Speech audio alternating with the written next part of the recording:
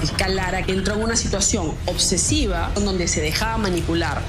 Pero es que por tu bien, aléjate de Walter, no te metas con mi familia.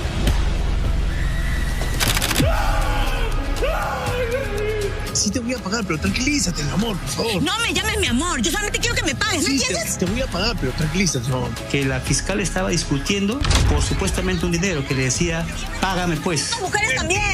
Oye, mentira, no seas sinvergüenza. Yo no te quiero pagar nunca más. ¿Me tienes tanto, cara? No lo hagas, no. Esta roca era fundamental para poder establecer la posible causa de muerte de la exfiscal. Destruyó mi familia y él hace su vida como que si nunca nada pasó.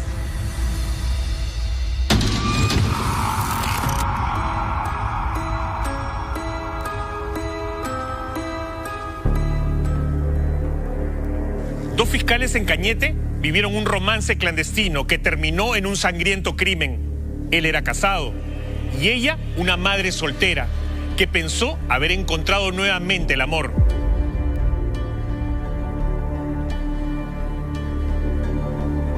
Hasta que una noche él la asesinó, golpeándole el rostro brutalmente con una roca, para luego intentar ocultar su crimen a toda costa.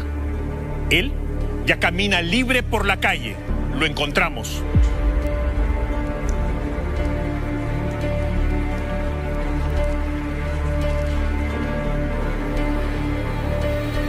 Hoy en Evidencia Oculta conoceremos la indignante e increíble historia del fiscal asesino. La asesinó en un descampado, en plena oscuridad. Decía quererla, pero la brutalidad con la que le arrebató la vida habla más de impunidad, ensañamiento y odio.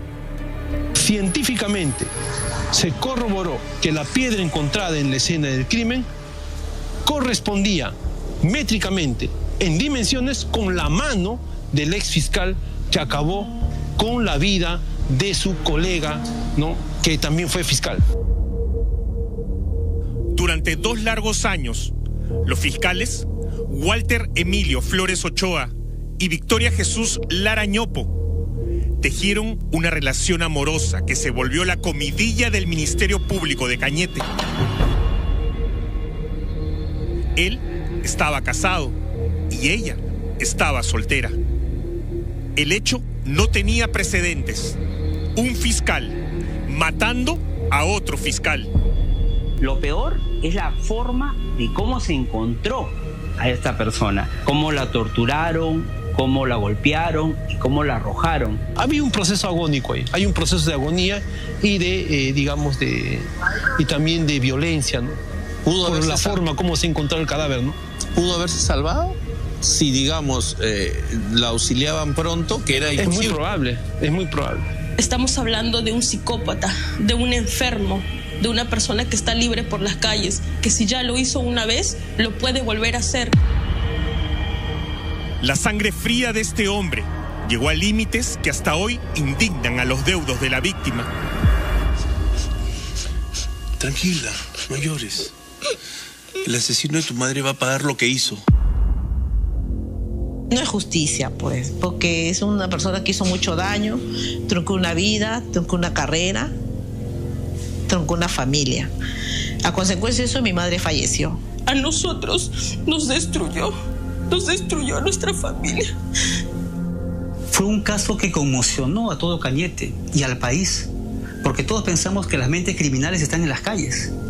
Pero un fiscal que presuntamente asesina a su compañera, ¿otra fiscal? ¿Quién podría pensar de que la persona que investiga finalmente termina siendo pues el investigado y procesado, ¿no? No quería vivir, solo quería que ella aparezca, que ella entre por esa puerta. El 17 de febrero del 2010, el hallazgo del cuerpo de Victoria Lara Ñopo en el kilómetro 182 de la Panamericana Sur en Chincha marcó el inicio de una compleja investigación judicial. La víctima, una joven fiscal y madre soltera, había sido brutalmente asesinada. A continuación, todos los detalles detrás de este macabro crimen. La fiscal adjunta de familia, Victoria Lara tenía solo 29 años cuando fue asesinada. Hace más de 15 años. Entonces, su única hija, Karina Guaroto, era apenas una niña. Sé que ella fue una excelente madre. Siempre dio todo por nosotros, por mí. Una excelente mujer. Y Dios sabe por qué se la llevó.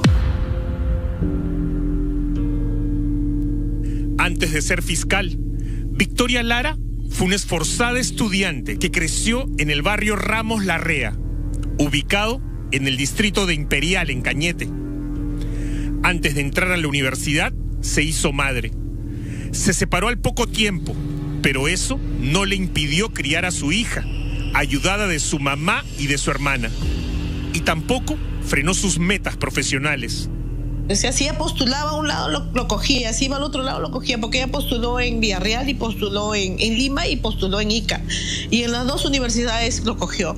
Ella poco era de salir. Ella se quedaba acá porque tenía una hija. Y mi mamá le recalcaba que tenía una niña y tenía que ver por su niña. Cuando ella fallece, mi mamá también le chocó y mi mamá fallece. Ella fallece en el 2010, mi mamá falleció en el 2015. Mi mamá le chocó, anímicamente lo tumbó y eso fue por el motivo de que falleció. Victoria Lara era el sostén de su familia. Sin embargo, a veces el sueldo de servidora pública no le alcanzaba y solía organizar parrilladas y chicharronadas para proveer a la canasta familiar.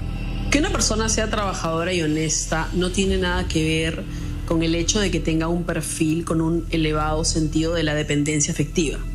Por toda la historia que se teje en esta tragedia, la fiscal Lara, que en paz descanse, tiene todas las características de una mujer que busca salvar y de una mujer que se enamora por el oído. Antes de lograr una plaza como fiscal de familia, Victoria Lara fue asistente en el Ministerio Público. Precisamente, ahí conoció a un joven pero experimentado abogado que ya era fiscal. Se trataba de Walter Flores Ochoa. Él estaba casado, tenía una familia, pero ya habían iniciado un romance en secreto. Del señor Flores Ochoa lo trajo como amigo, o sea que era su amigo. En ningún momento no dijo que tenían una relación, sino como era un amigo. Y el señor venía, o sea, le hemos conocido, conoció a mi mamá, conoció a mí, me conoció a mi familia.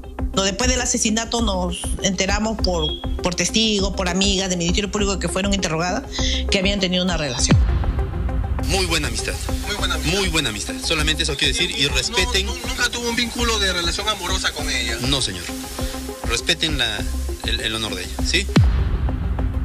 En el juicio, Flores Ochoa intentó negar su relación con Victoria, pero lo suyo era un secreto a voces y muchos testigos revelaron precisamente los detalles que él quería borrar de su historia.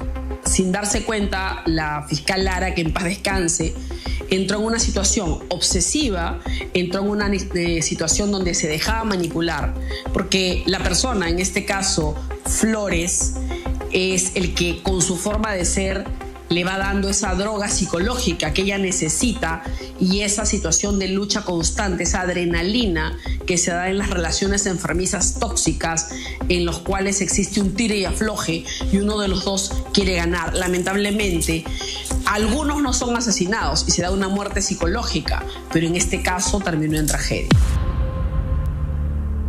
Esta relación era complicada porque Flores Ochoa estaba casado. A Victoria eso no le iba bien, pero estaba enamorada y aceptaba encuentros con su amante, siempre a las afueras de Cañete, en Cerro Azul, Chincha y hasta en Lima.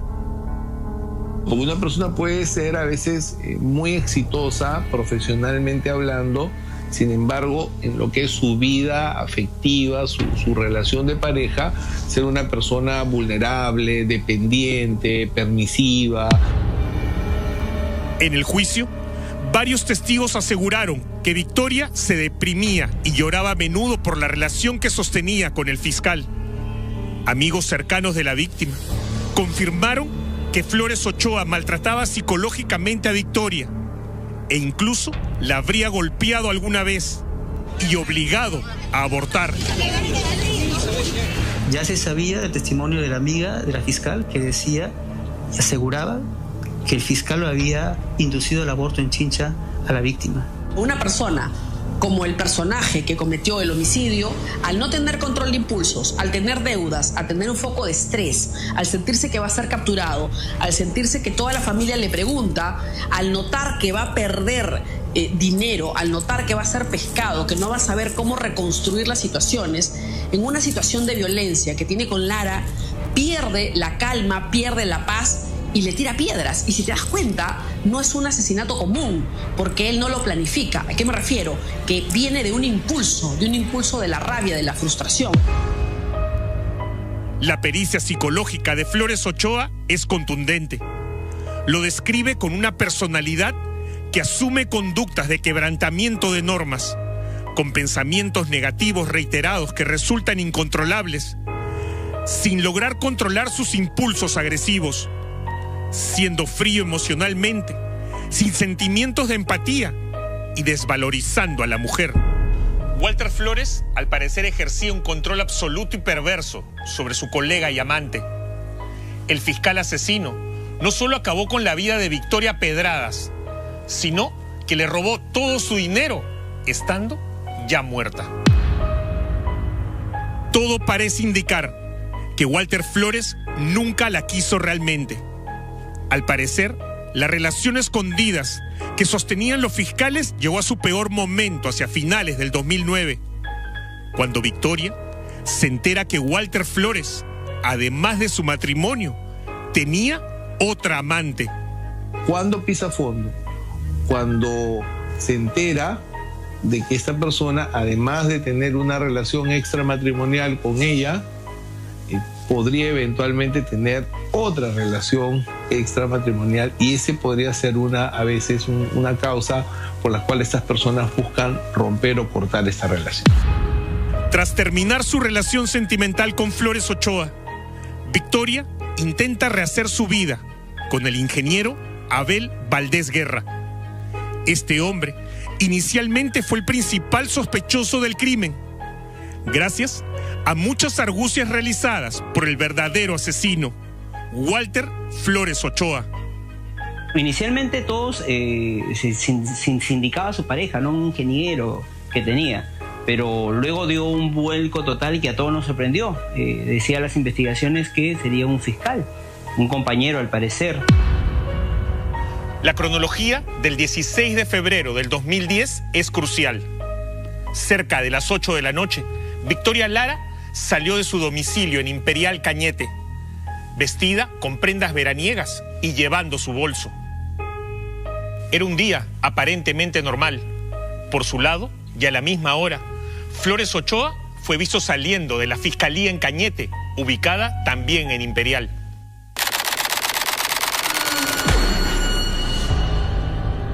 Ella estuvo acá normal, llegó como cualquiera, estuvo haciéndose su cena, inclusive con mi hijo estuvo que se jugaban, porque tengo mi hijo que era el mayor de los nietos. Ella recibe una llamada telefónica. Ya, sí. Ya está todo listo. ¿Qué tal, tía? ¿Qué tal, sobrino? Ya, sí. Ya, a ver, ya. Ya voy saliendo. ¿Qué, tía, va a salir? Sí, ya regreso, sobrino. Cuídate, tía. ¿Vas a salir? Le digo, porque la llaman y coge su bolso.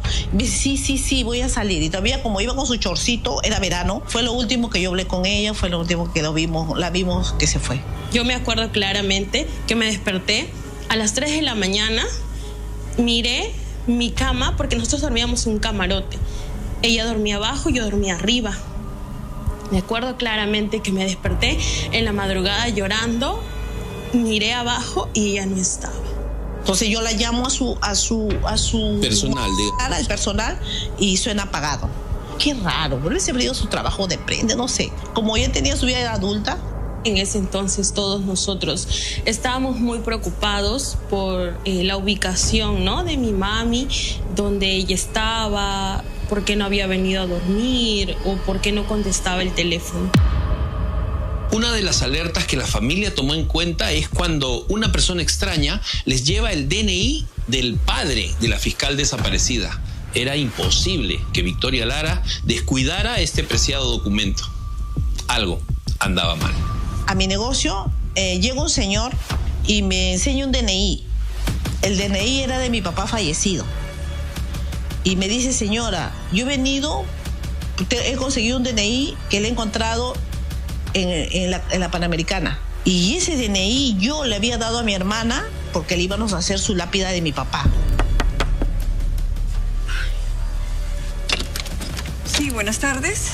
Señora, buenas tardes. Sí, esta es la dirección. Señora, encontré estos documentos. ¿Son de aquí? Son de mi padre. ¿Cómo los tiene usted? Ah, bueno, qué bueno. Bueno, señora, los encontré en la carretera.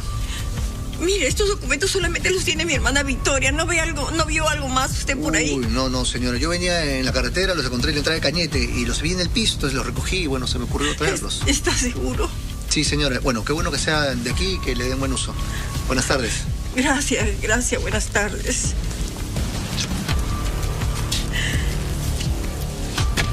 Ay, Victoria.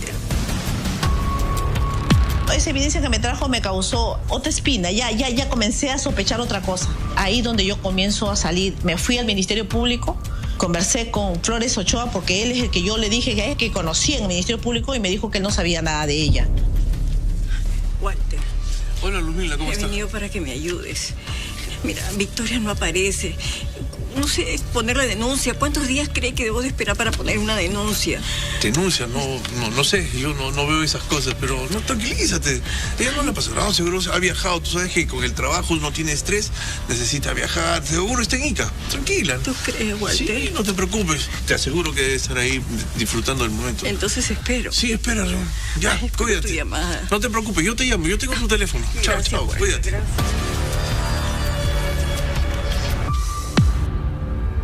A partir de este momento, esta trágica historia se empieza a contar a través de los varios testigos que vieron a la pareja en diferentes momentos y situaciones. Así se logró saber que cerca a las 8:30 de la noche, la pareja fue vista discutiendo muy airadamente en la Plaza de Armas de Imperial. Tú y yo ya terminamos. Quiero que me pagues. Sí, no, cállate, por favor, no hagas escándalo. ¿Qué cosa? ¿Qué? Ya, sí te voy a pagar, pero tranquilízate, mi amor, por favor. No me llames mi amor. Yo solamente quiero que me pagues, ¿no entiendes? Te voy a pagar, pero tranquilízate, mi amor. Mira, vamos al restaurante, conversamos tranquilo comiendo un pollito, ¿ya? ¿Vamos? ¿Me vas a pagar, ah? Sí, mi amor, sí. Vamos. La misma noche que desaparece, hay un testigo que asegura que la fiscal estaba discutiendo por supuestamente un dinero que le decía, págame pues. Y eso se podría corroborar porque la fiscal sacó 2 préstamos en 2 entidades financieras distintas. Se dice que para darle al fiscal de manera de préstamo. Si bien es cierto, muchos testigos aportaron información más que valiosa. Todos lo hicieron con mucho miedo, pues fueron amenazados para silenciar sus versiones, obligando así a la fiscalía a ordenar fuertes medidas de protección para ellos.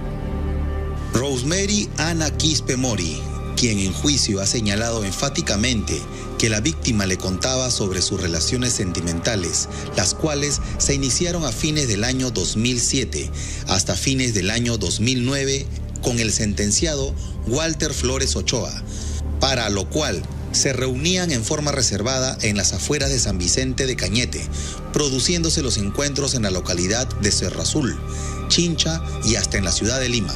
Según las investigaciones, los testigos luego la trasladan a la fiscal en una pollería en San Vicente, otro distrito cercano a Cañete.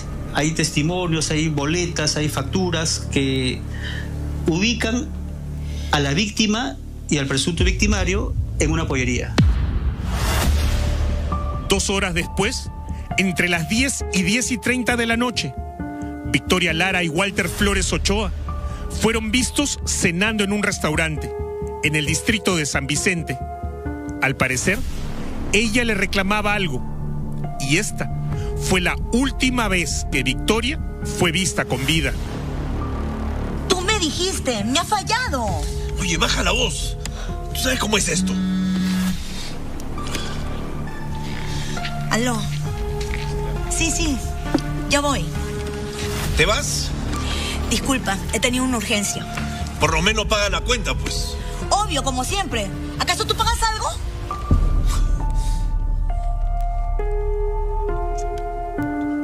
Estamos hablando de una persona con características narcisistas, ¿no? Una persona que no tiene empatía, que incluso podría ser una persona maltratadora. Planifica además cómo sacar ventaja de esta relación sin experimentar ningún tipo de sentimiento de culpa, ¿no? Tras abandonar el restaurante, cerca a las 11 de la noche, el fiscal llevó a su víctima hasta un descampado. Nadie pudo ver el momento del crimen, pero sí hubo un vigilante que testimonió haber escuchado gritos de una mujer para luego ver un vehículo alejarse en medio de la oscuridad. Esto ocurrió en el límite entre Cañete y Chincha, a la altura del kilómetro 178 de la Panamericana Sur. ¿No entiendes? Yo ya no quiero nada contigo, solamente quiero que me pagues para ir. Estoy cansada de estar lidiando con tu mujer de mierda todo el tiempo hasta que me acosas. Así no te creo. No me vas a pagar, entonces me largo, ¿ya? No te vas, tú no te vas. ¡Suéltame! ¡Victoria! ¡Victoria, no te vas! ¡Victoria! ¡Victoria! Eres una basura, un mantenido de mierda, ¿verdad que yo no te quiero volver nunca más? ¡Me tienes harto, que... ¡No lo hagas!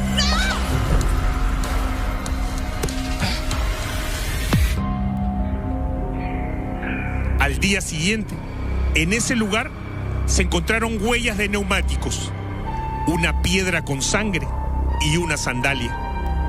Las pericias confirmaron que la sangre era de Victoria y que las huellas de los neumáticos eran compatibles con el vehículo de Flores Ochoa. Más adelante, este lugar quedó establecido como la escena del crimen.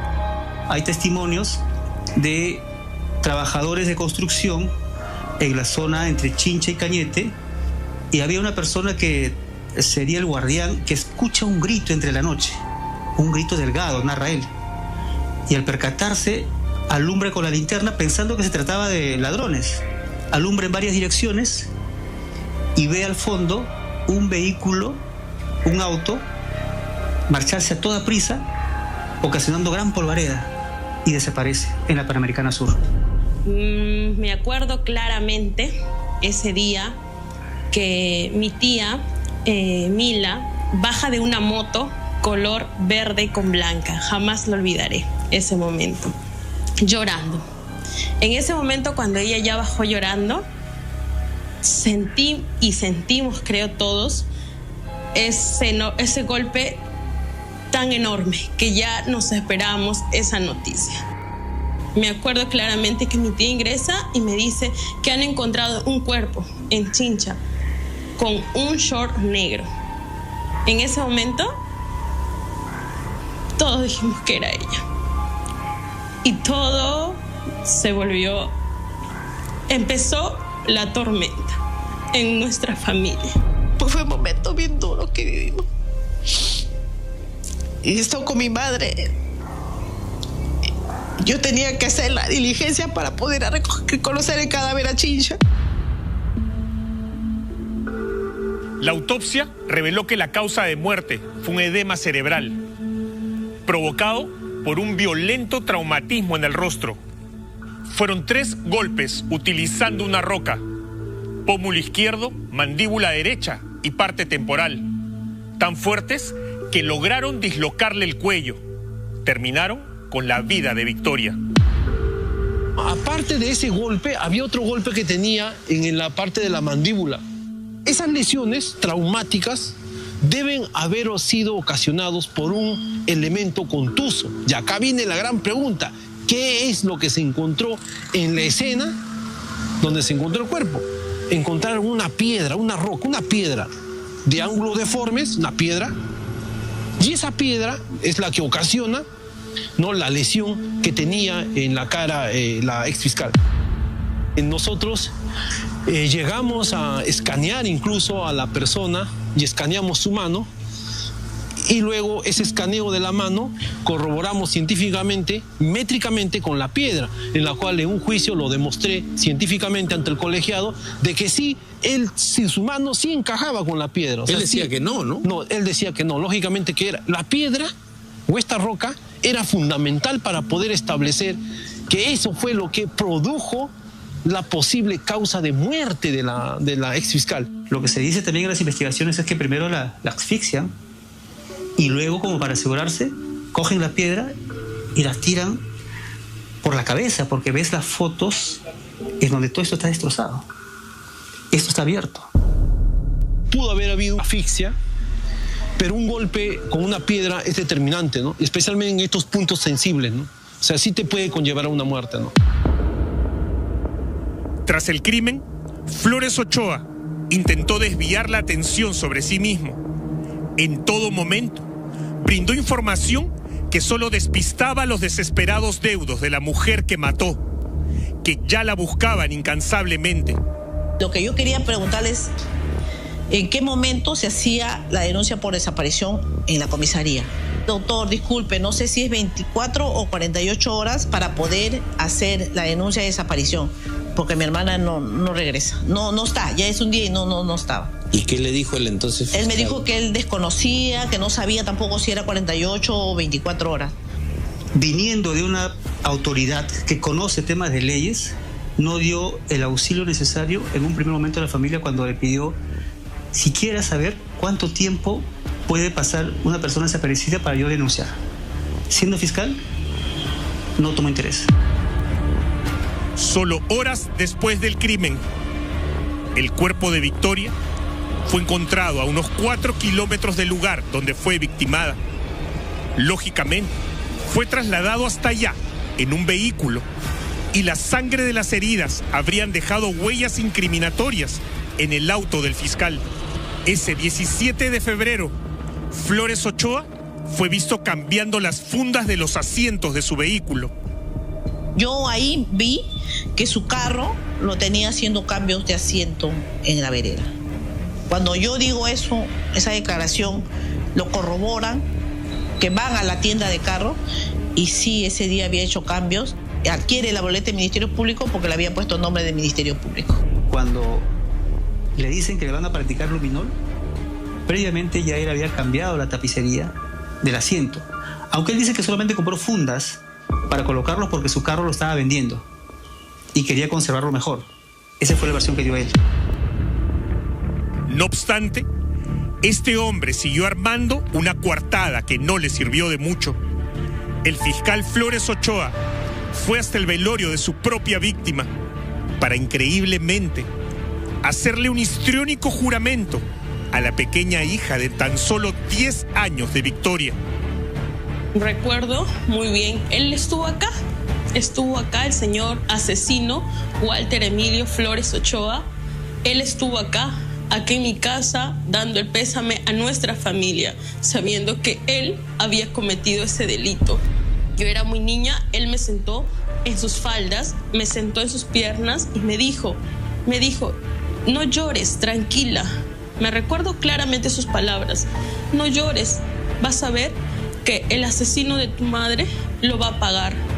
Yo lo voy a meter preso, cadena perpetua, y si eso no es así, yo lo voy a matar con mis propias manos. Eso me dijo ese asesino a mí, sabiendo que él mismo había hecho todo ese daño. Tranquila, no llores. El asesino de tu madre va a pagar lo que hizo. Yo lo voy a meter preso. Voy a hacer justicia. Voy a meterlo a cadena perpetua. Y si no puedo, lo mato con mis propias manos.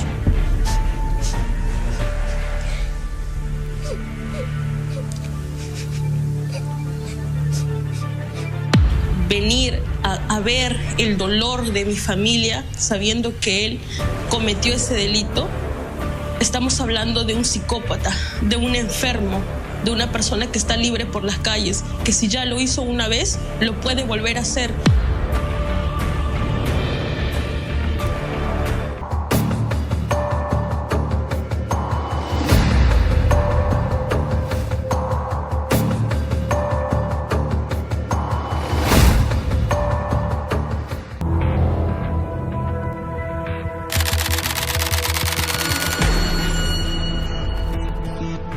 La muerte de Victoria tuvo erróneamente un primer sospechoso.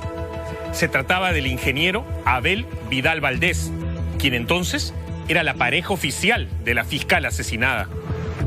Sin embargo, desde la prisión, este hombre inocente logra estratégicamente hacer que todo Cañete ponga los ojos sobre el verdadero asesino. Del ingeniero se sospecha porque, bueno, en ese momento era su pareja. Y yo tengo mi hijo, que cuando a mi hermana la han sacado de acá, con llamadas, mi hijo había escuchado, Abel escuchó su nombre cuando mi hermana ha hablado por teléfono. Cuando hacen la prueba de luminol en su cuarto, la policía encuentra sangre.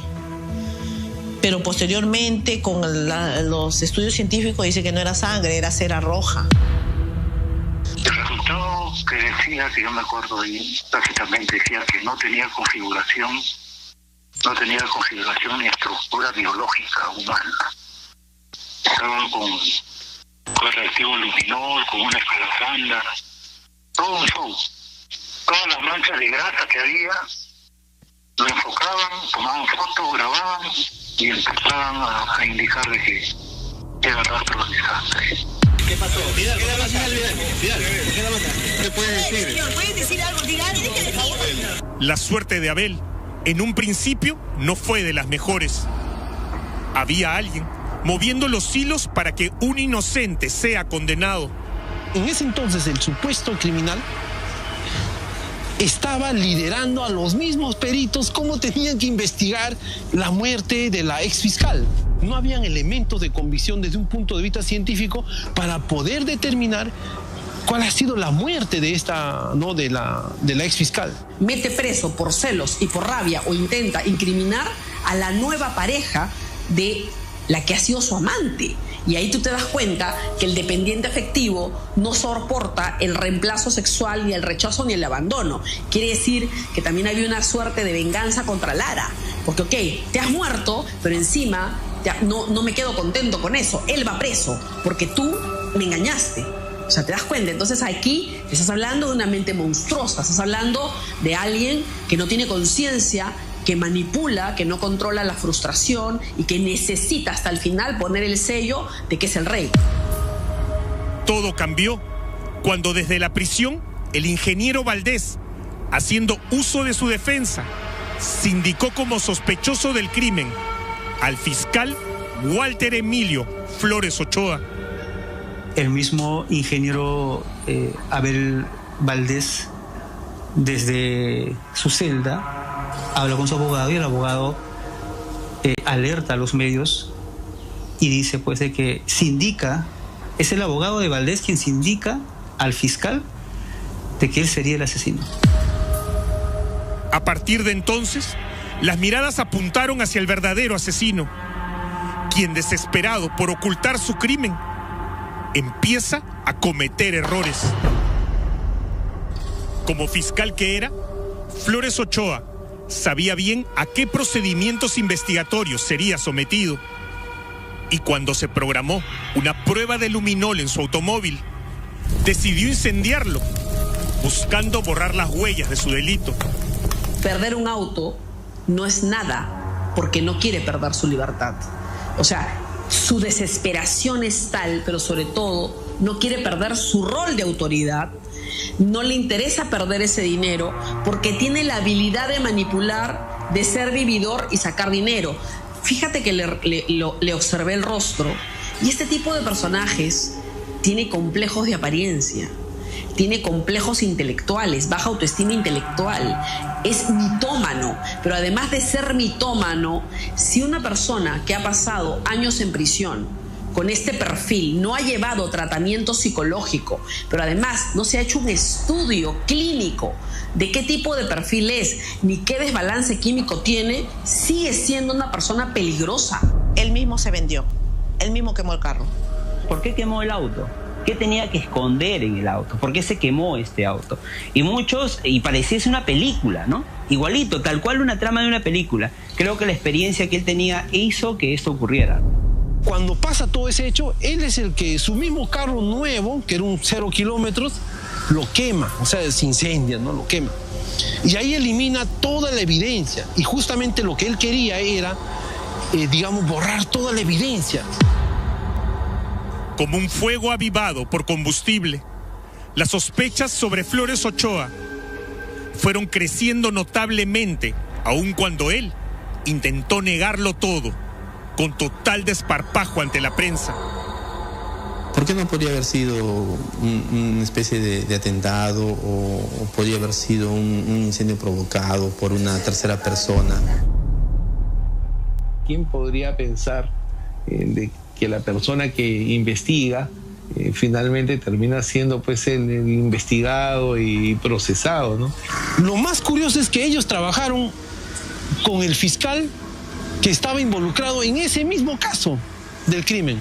Él era fiscal adjunto y el crimen se comete cuando su fiscalía estaba de turno. La fiscal titular, Victoria Alemán, se entera que ya los indicios señalan a su adjunto. Es ahí cuando le dice, momentito, ya apártate. Y lo separan. No solo lo separan, lo suspenden del cargo. Tras el incendio de su auto, las autoridades del Ministerio Público decidieron separar del cargo de fiscal a Walter Emilio Flores Ochoa. Ya en condición de exfiscal, él intentó convencer a todo Cañete que era inocente. En Cañete se estila un periodismo de líneas abiertas, es decir, cualquier persona puede llamar a un medio de comunicación, se identifica y da su testimonio. De pronto se iban a corte, ingresa una llamada telefónica sin saber quién era. Y se identifica, soy Emilio Ochoa, el fiscal. Y fue la única vez que él públicamente da su testimonio, da su versión. Claro, siempre negando, siempre tratando de encubrirse, pero lo cierto es que ya todos los indicios señalaban hasta ese momento de que él tenía mucho que ver. Pero una cosa importante, la prensa no ha inventado el romance o la supuesta relación amical y hasta amorosa, porque hay versiones de una sola persona. Pero un favor, hay dentro del proceso investigatorio se ha consignado por gente que trabaja en el mismo Ministerio Público, es decir, la gente que trabaja con usted en su entorno es la que ha dicho que usted mantenía una relación amical, llegaba a la casa de la desaparecida, ha comido ahí todo lo demás, la han visto que la recogía, la dejaba, que por supuestamente usted habría inducido a ella. Yo nunca he negado que con la doctora Victoria he tenido una relación amical, pero muy grande. Incluso lo he manifestado en mi declaración. Lo he dicho, yo iba a su casa, conocía a su familia, he ido varias veces a almorzar, o sea, le he llevado incluso, como bien dicen, en mi vehículo. O sea, yo no tenía problema alguno con ella. Durante el enlace telefónico, el fiscal asesino no dudó en deslindar responsabilidad. Usted reafirma que definitivamente no la mató ni está involucrado en el caso, en la muerte. Señor, yo la estimaba demasiado. Nunca he tenido problemas con ella. Solamente está, mire, por eso le digo, vean las contradicciones de esa fiscal Lisette Muneico cuando dice que yo la acosaba, que yo la fastidiaba, y después dice, mi amiga me dijo de que no podía dejar de estar enamorada de mí. O sea, por fin, o yo la acosaba o es que ella está enamorada de mí. Yo solamente sé que la verdad, si es que no es manipulada, va a salir a la luz. Los psicópatas suelen hacer oposición a la autoridad. Como no tiene dónde defenderse, como no tiene dónde quejarse y decir por qué me han retirado del caso, él utiliza los medios de comunicación para que lo escuchen otras autoridades. Si yo llamo a la radio, me va a escuchar todo el Perú, me van a escuchar todas las autoridades y me estoy yendo contra la autoridad que me está sacando. Le estoy haciendo una oposición, le estoy haciendo una acusación, porque no tengo un fuero donde defenderme. Entonces son personas que no soportan el no, que no soportan el rechazo, que no soportan ser desacreditados, y es más, hay un cinismo latente. Sin embargo, en esa llamada, él solito se prende fuego, porque el tono de voz, el paralenguaje no se puede ocultar. El 98% de la comunicación es no verbal. Su tono cae, su tono es bajo, su tono es inseguro, ambiguo, las frases son entrecortadas. Hay una serie de contradicciones que este señor, por su ignorancia en aquel momento, por su falta de control de impulsos, en lugar de que esa llamada lo haya ayudado a salir airoso, contribuyó a que lo capturaran.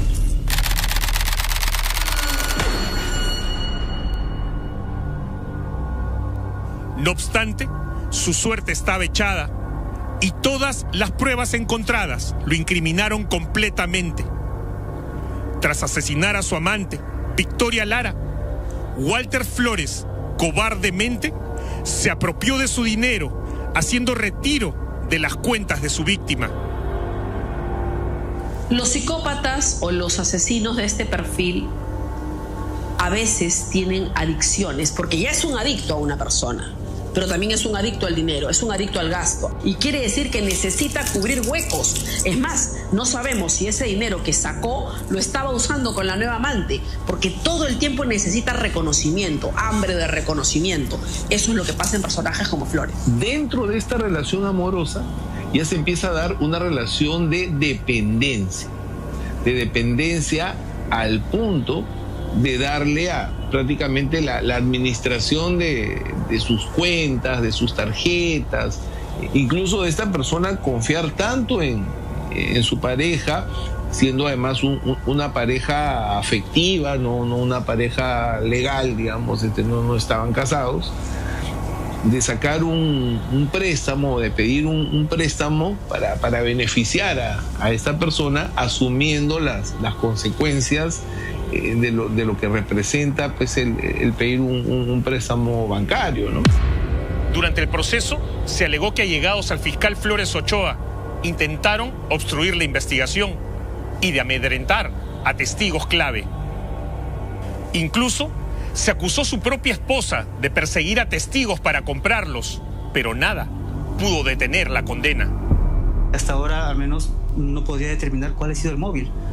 El no pagar el préstamo, el no verse perjudicado con una relación extramatrimonial, porque su esposa se llegó a enterar también y fue a Cañete y estuvo en esos días en Cañete. Ella era de Tacna. Incluso fue acusada dentro del proceso, ¿no? Y muchos pensaban de que el fiscal no participó solo en ese crimen. Sin embargo, una vez detenido, Flores Ochoa continuó negando ser el asesino de Victoria Lara. Soy inocente. Yo no la maté. No tenía motivo. Me apenó en exceso no haber podido ni siquiera participar en su sepelio. El juzgado de Cañete inicialmente condenó a Walter Emilio Flores Ochoa por homicidio simple, imponiéndole una pena de 20 años de prisión, aun cuando muchos esperaban una condena por homicidio calificado de al menos 35 años. Sin embargo, y gracias a beneficios penitenciarios, Flores salió libre, cumpliendo una condena efectiva de solo 11 años.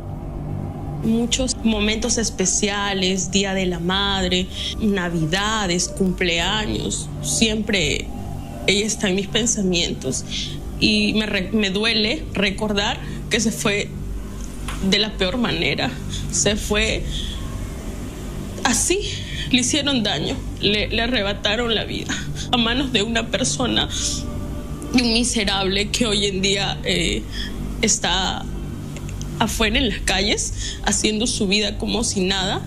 Creo que diseñó todo, hizo cada cosa que hizo para poder culpar a alguien más. Sabía lo que hacía. Obviamente era un fiscal, conocía de los casos, sabía cómo se manejaba esto y confundió en primera instancia a muchos. Que una vida aquí en nuestro Perú no vale absolutamente nada.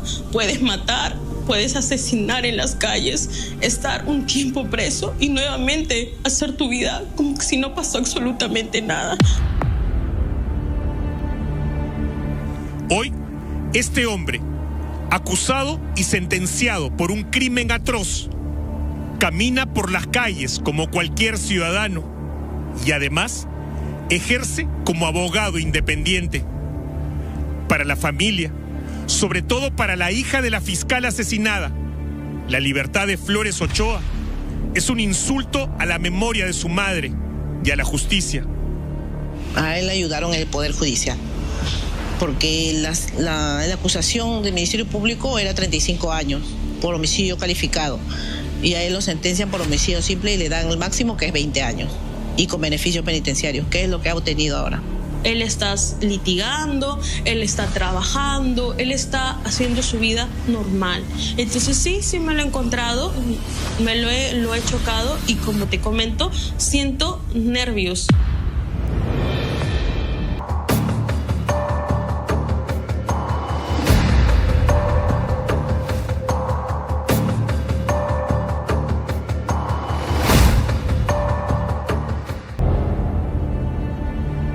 lo he chocado y como te comento, siento nervios, siento miedo. Ese hombre es un asesino. Impotencia y temor, pues. Tenemos temor. El perfil psicológico del señor que lo sacó el Ministerio Público, el señor es psicópata. Es un psicópata.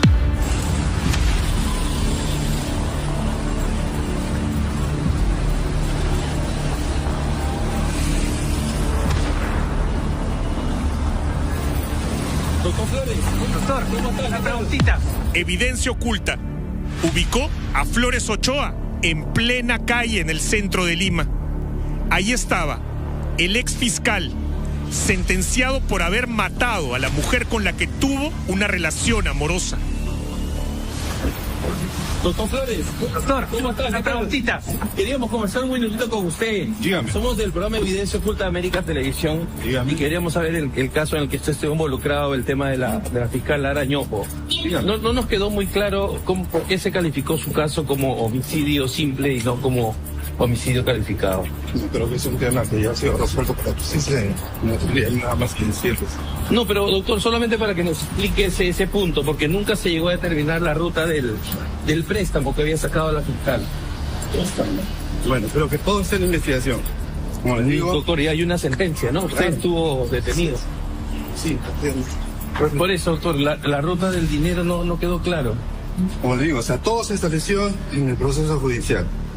Como darles más detalles respecto de eso, no podría hacerlo. En todo caso, les agradecería que donde le pregunten a la fiscal estuvo claro en ese momento. Doctor, solamente para que quede claro, con todo respeto, ¿cómo consiguió usted su libertad? Porque usted salió en la época del Así COVID. es. ¿Cómo fue eso? Liberación condicional, beneficio penitenciario. Ajá. Doctor, ¿y usted llegó a pedirle perdón a los familiares de la señora Lara Ñopo? Nosotros estamos cumpliendo con el pago de la represión civil y creo que eso es muy importante. Ajá. Creo que más allá de lo que pueda darse, estamos coadyuvando en ese aspecto. Bien, doctor. ¿Algo más que usted quisiera de pronto decir, no? Creo que todos tenemos derecho a una segunda oportunidad. Destruyó mi familia y él hace su vida como que si nunca nada pasó. Eso nos duele y nos afecta.